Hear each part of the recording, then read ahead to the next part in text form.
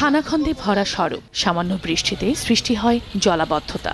গর্তগুলোতে পানি জমে এক একটি জায়গা পরিণত হয়েছে ডোবায়। দেখে বোঝার উপায় নেই গর্তের আকৃতি ছোট নাকি বড়।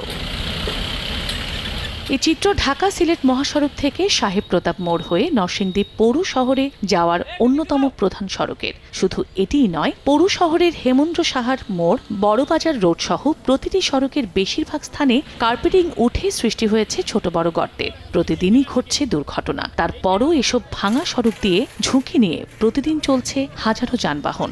বড় বড় খানাখন্দে ভরে গেছে এবং সেটা যদি একটা দুটা রাস্তা হতো তবে সেটাকে আমরা মেনে নেওয়া যেত, কিন্তু সমস্ত শহরের রাস্তাগুলি ভেঙে একাকার হয়ে গেছে। এই ভাঙার জন্য 24টা ঘন্টা আপনি ওদিকে দেখেন, এদিকে তাকিয়ে দেখেন, পুরো রাস্তা জাম। অনেকে আজ বাচ্চা লইয়া বাচ্চার আত্মা ভাঙে, এই বেহাল অবস্থা, এটা কি দেখার মতো কেউ নাই।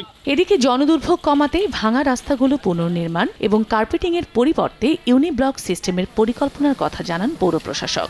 ইতিমধ্যে আমাদের পৌরসভার নির্বাহী প্রকৌশলী কর্তৃক 16টি রাস্তা চিহ্নিত করা হয়েছে। যেসব রাস্তাঘাটগুলো পিচগুলো নষ্ট হয়ে গেছে, এই সময় সেখানে পিচ দিয়ে ঢালাই করাটা সম্ভব না। এই কারণে আমরা সেখানে এইচবিবি পদ্ধতিতে জরুরি ভিত্তিতে মেরামত সংস্কার করছি। নরসিংদী পৌরসভার আয়তন 10.32 বর্গ কিলোমিটার, যা 9টি ওয়ার্ড নিয়ে গঠিত। এই পৌরসভায় মোট 77.55 কিলোমিটার পাকা রাস্তা রয়েছে। সময় সংবাদ, নরসিংদী।